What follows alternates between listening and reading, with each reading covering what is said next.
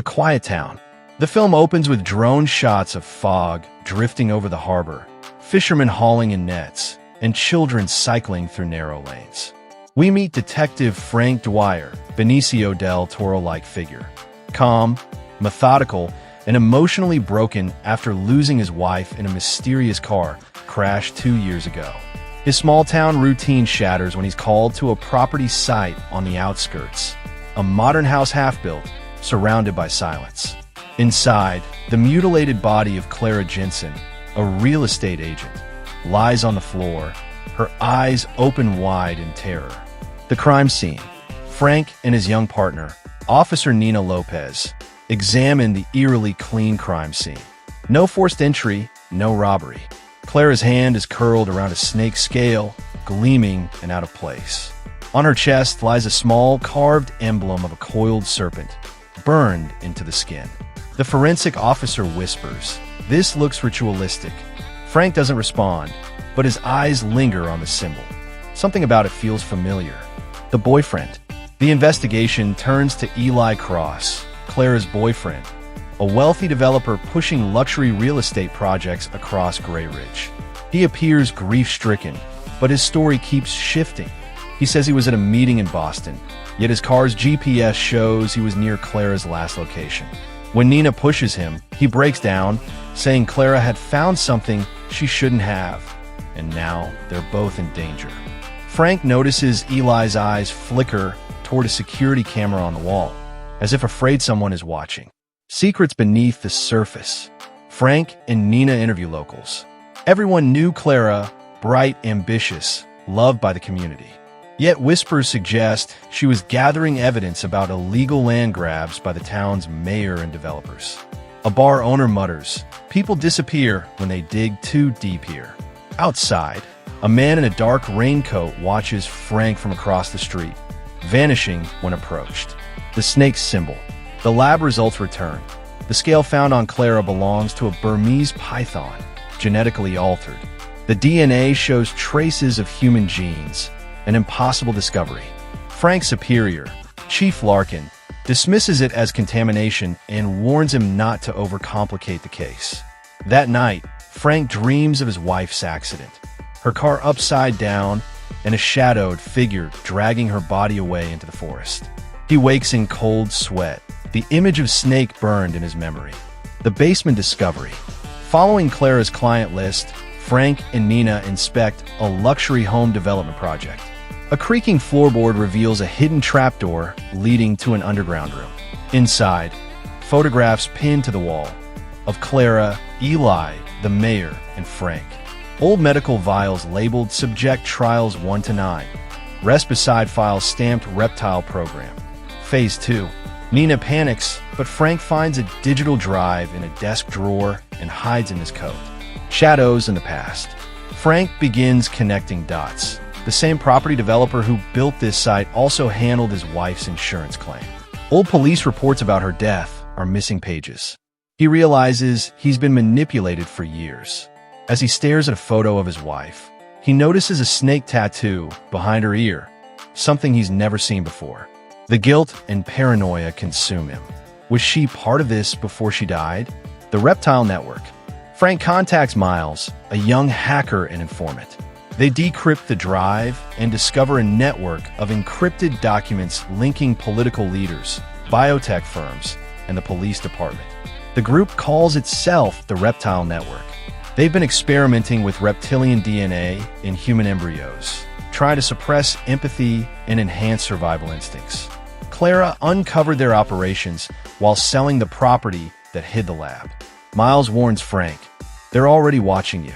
The missing files. When Frank returns to the station, the evidence locker is empty. The photos, vials, all gone. Chief Larkin insists there never was a hidden room. That night, unmarked cars patrol near Frank's house. His phone rings, static, then a whisper, "Stop digging, detective." He realizes he's being erased from within the system. The betrayal. Nina, frightened but loyal, uncovers documents linking the chief to a biotech company called Corgen Industries. Before she can share them, her car is run off the road. Frank finds her unconscious in the hospital. The message on her phone reads, Shed your skin, or we'll help you do it. Frank's trust in law enforcement collapses. He packs a gun and disappears. The scientist. Frank tracks down Dr. Evelyn Core, a reclusive geneticist living in isolation. She once led CoreGen before the project went underground. She confesses the horrifying truth. The Reptile Network is an evolution experiment, blending reptile DNA with humans to remove fear, pain, and compassion. Clara found proof that the program was still active, hidden inside real estate projects funded by Eli's company. Dr. Core warns Frank, "You're part of this too, you just don't remember." The revelation. Evelyn shows Frank an old photo, his wife among a group of scientists. She wasn't an innocent victim. She helped develop the serum. The car accident was a cover-up after she tried to leak evidence. Before her death, she injected Frank unknowingly, making him part of their hybrid trial. Frank's mind spirals. He vomits, his pupils dilate.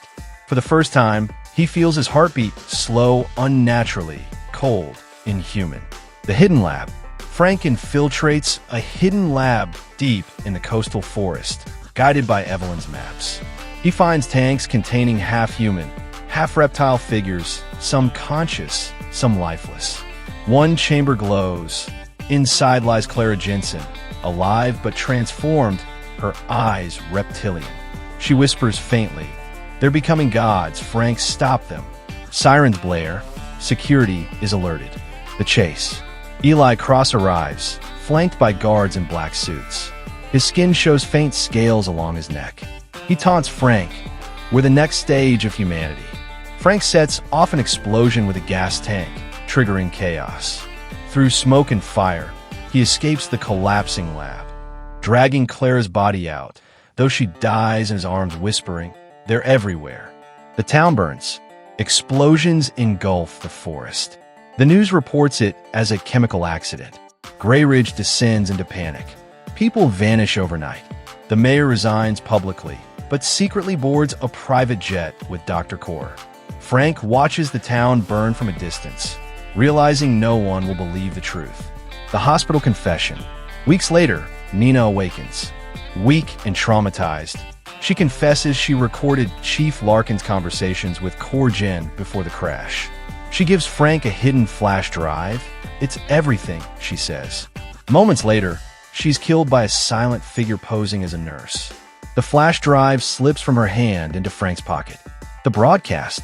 Frank hijacks the local TV station and uploads the footage. Illegal experiments, body modifications, political bribes. 4:30 seconds. The truth airs live before the screen flickers off. The broadcast cuts to a smiling news anchor declaring, "False conspiracy claims circulate online. Authorities urge calm." The network has overwritten the story instantly. The cold truth. Frank hides in an abandoned church. On the walls, symbols of snakes and Ouroboros, the serpent eating its tail, are carved. The cult's philosophy. To shed humanity is to ascend. He realizes humanity has already lost. The network doesn't just control governments. They are the governments now.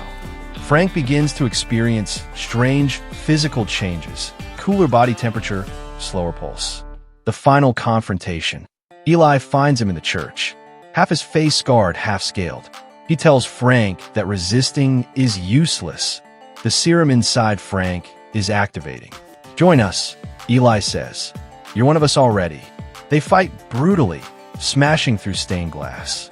Frank impales Eli on a metal cross. As Eli dies, his eyes slit open like a snake's, unblinking, victorious. Frank looks down at his own hand. Faint scales shimmer beneath the skin. The transformation. Months later, deep in the forest, Frank lives off-grid, pale and emotionless. He records a confession on an old tape recorder, warning anyone who listens that the Reptile Network never died. He looks into a cracked mirror. His pupils turn vertical. A snake slithers across his arm.